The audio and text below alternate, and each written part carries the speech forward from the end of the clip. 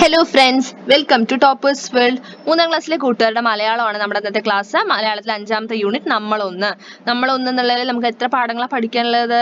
നമുക്ക് വേദന, ആശംസ, അതേപോലെ റൊട്ടി, ചെടി നമ്മോട് പറയുന്നത്, പൂമ്പാറ്റുമ.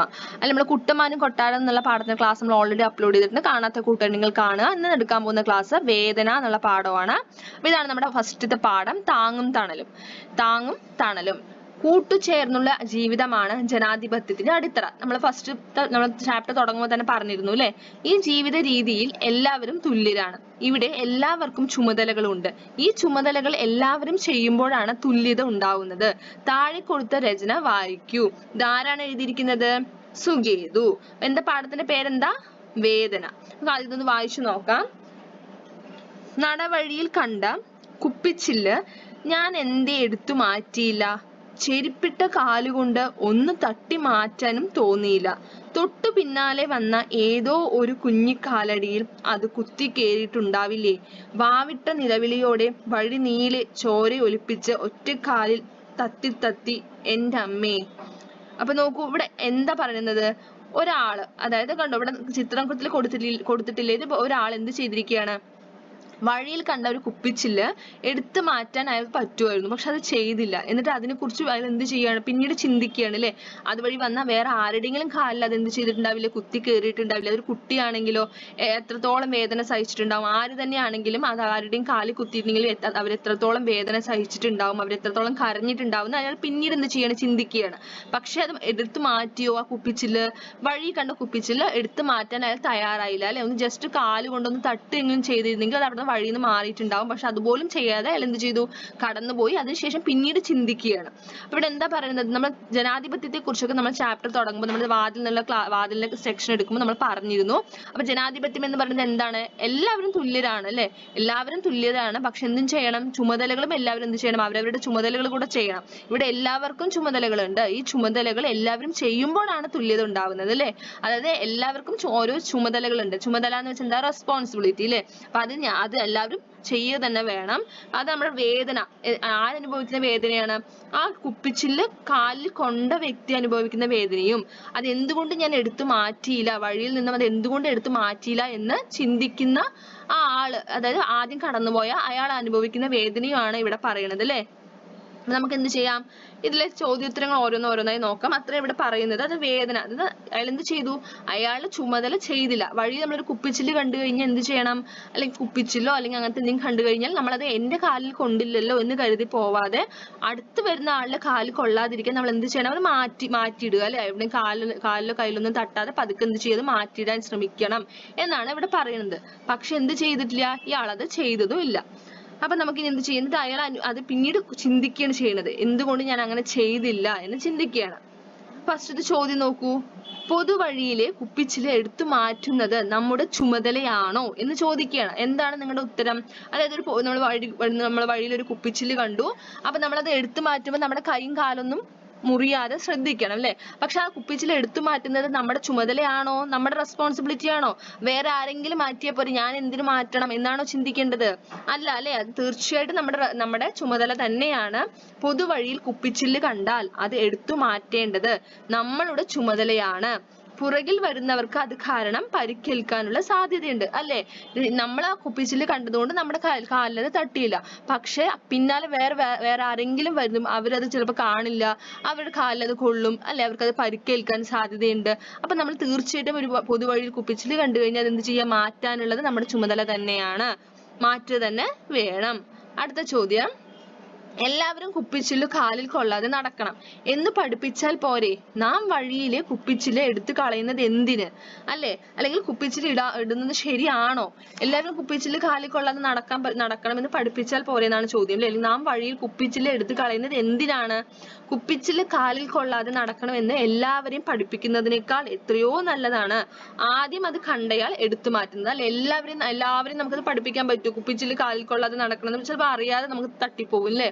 നമുക്കറിയാം കുപ്പിച്ചില്ല് കാലിൽ കൊണ്ടാൽ വേദനിക്കുന്നൊക്കെ അറിയാം. പക്ഷെ അറിഞ്ഞുകൊണ്ട് തട്ടില്ല, അറിയാതെ ചിലപ്പോൾ തട്ടാം. അപ്പൊ എന്ത് ചെയ്യാം? ആദ്യം കാണുന്ന ആൾ അത് എടുത്തു മാറ്റി കഴിഞ്ഞാൽ പിന്നാലെ അതിനുശേഷം വരുന്ന ആൾക്കാർക്ക് എന്ത് ചെയ്യില്ല? ആ കുപ്പിച്ചില്ല് കാരണം അപകടം സംഭവിക്കില്ല.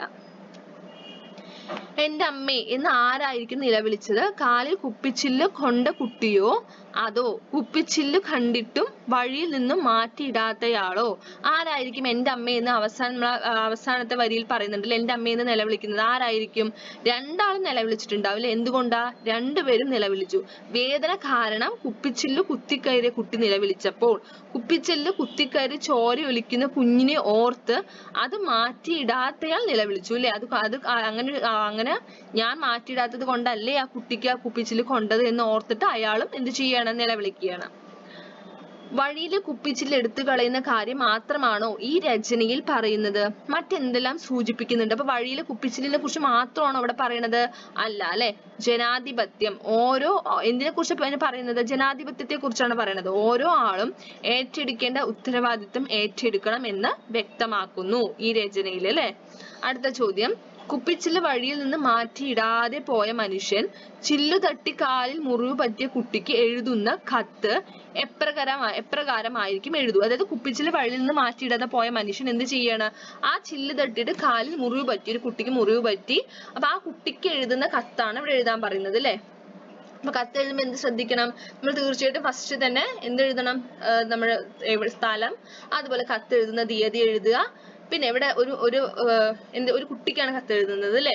പ്രിയപ്പെട്ട മകളെ എന്ന് നമ്മളാണ് സ്റ്റാർട്ട് ചെയ്തിരിക്കുന്നത്. പ്രിയപ്പെട്ട മകളെ, ആദ്യം തന്നെ നിന്നോട് ഞാൻ മാപ്പ് ചോദിക്കുന്നു. നിന്റെ കാലിൽ കുപ്പിച്ചില്ല് കുത്തി കയറാൻ ഞാനും ഒരു കാരണമാണ്. അതിനാണ് ഞാൻ ആദ്യം തന്നെ മാപ്പ് ചോദിക്കുന്നത്. തിരക്കു പിടിച്ചു രാവിലെ ഓഫീസിലേക്ക് പോകുന്ന വഴി കുപ്പിച്ചില്ല് എടുത്തു മാറ്റിയില്ല. ഒരു പക്ഷേ അത് വഴിയിൽ നിന്നും എടുത്തു കളയാൻ ഞാൻ തയ്യാറായിരുന്നെങ്കിൽ ഇന്ന് നിനക്ക് ഇത്ര വേദന സഹിക്കേണ്ടി വരില്ലായിരുന്നു. നീ കുപ്പിച്ചില്ലിൽ ചവിട്ടി കരഞ്ഞപ്പോഴാണ് എനിക്ക് കുറ്റബോധം തോന്നിയത്. നിനക്ക് മുറിവ് പറ്റാൻ കാരണം ഞാൻ കൂടി ആണല്ലോ മോളെ. എന്നോട് ക്ഷമിക്കുമല്ലോ. ഇനി ഒരിക്കലും ഉത്തരവാദിത്വം ഇല്ലാതെ ഞാൻ പെരുമാറില്ല. മോളുടെ കാലിലെ മുറിവ് എത്രയും പെട്ടെന്ന് മാറാൻ ഞാൻ പ്രാർത്ഥിക്കുന്നു. അതിനുശേഷം നമ്മൾ എന്തെഴുതണം? പ്രാർത്ഥിക്കുന്നു. എന്നതിന് ശേഷം എന്തെഴുതേണ്ടത്? എന്ത് ചെയ്യണം? ആരാണ് കത്ത് എഴുതിയതെന്ന് എഴുതണ്ടേ? ആരാണ് കത്തെഴുതിയിരിക്കുന്നത്? നമ്മൾ എന്ന് സുഗുണൻ ഒരു പേര് കൊടുത്തു. ആ എഴുതുന്ന ആളുടെ പേര് കൂടെ കൊടുത്തിരിക്കുകയാണ്. എന്ന് സുഗുണൻ ഒരു പേര് കൊടുത്തു. നമ്മൾ ആ കുപ്പിച്ചില്ല് എടുത്തു മാറ്റാത്ത ആൾക്ക് കൊടുത്ത പേരാണ് സുഗുണൻ. അപ്പൊ കത്ത് എഴുതുമ്പോൾ നമ്മൾ ശ്രദ്ധിക്കേണ്ടത് സ്ഥലം എഴുതണം, തീയതി എഴുതണം, അതിനുശേഷം വിഷയം എന്താന്ന് എഴുതിയ ശേഷം അവസാനം എന്തെഴുതണം? ആരാണ് കത്ത് എഴുതുന്നതെന്നും കൂടെ എഴുതി ചേർക്കണം. അടുത്ത ചോദ്യം, ഈ പേജിൽ നൽകിയ 2 ചിത്രങ്ങൾ ശ്രദ്ധിച്ചുവോ? അവയെ അടിസ്ഥാനമാക്കി ഒരു കുറിപ്പ് എഴുതൂ. 2 ചിത്രങ്ങളും ശ്രദ്ധിക്കൂ. ഒന്നാമത്തെ ചിത്രത്തിൽ എന്താ ചെയ്യുന്നത്? അവര് വേസ്റ്റ് അല്ലെ, നമ്മള് വേസ്റ്റ് ഒരു കവറിലാക്കിയിട്ട് മാലിന്യം നിക്ഷേപിക്കരുത്. കണ്ടോ ഇവിടെ എന്താ എഴുതിയിരിക്കുന്നത്? മാലിന്യം നിക്ഷേപിക്കരുത് എന്ന് എഴുതിയതിന്റെ താഴെ തന്നെ കൊണ്ടുപോയിട്ട് മാലിന്യം കൊണ്ട് കൊട്ടുകയാണ് അല്ലെ ചെയ്യുന്നത്. രണ്ടാമത്തെ ചിത്രത്തിൽ എന്താ ചെയ്യുന്നത്? ബസ്സില് തിരക്ക് കൂട്ടിയിട്ട് എല്ലാരും കൂടെ കേറുകയാണ്. ഇവിടെ നോക്കൂ, നടക്കാൻ പറ്റാത്ത ആൾക്ക് ഇവിടെ കയറാൻ പറ്റുമോ? ഇതില് ഇല്ല അല്ലെ. ഇവർ ഈ തിരക്കിനിടയിൽ കയറാൻ പറ്റില്ല. പക്ഷെ ഇവിടെ ഈ കുട്ടി ആരും തന്നെ ശ്രദ്ധിക്കുന്നില്ല. അവരെന്ത് ചെയ്യണം? എല്ലാരും കൂടെ തിരക്കിൽ കയറുകയാണ്, ക്യൂ പാലിക്കാതെ ബസ്സിൽ കയറുകയാണ്. ഇതിന്റെ അടിസ്ഥാനത്തിലാണ് നമ്മൾ എന്ത് ചെയ്യേണ്ടത്? കുറിപ്പ് തയ്യാറാക്കേണ്ടത്.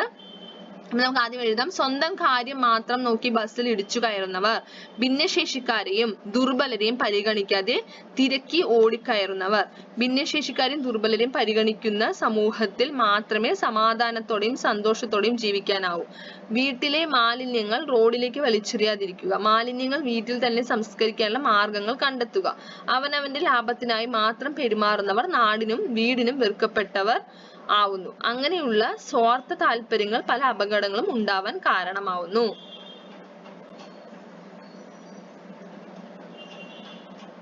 അപ്പൊ ഇത്രയുമാണ് നമ്മുടെ ഇന്നത്തെ ക്ലാസ്. എല്ലാ കൂട്ടരും ക്ലാസ് ഇഷ്ടമായില്ലേ? ക്ലാസ് ഇഷ്ടമായി തീർച്ചയായും ലൈക്ക് ചെയ്യുക. അതേപോലെ നമ്മുടെ ചാനൽ ആദ്യമായി കാണുന്ന കൂട്ടുകാരാണെങ്കിൽ സബ്സ്ക്രൈബ് ചെയ്യുക. Thank you.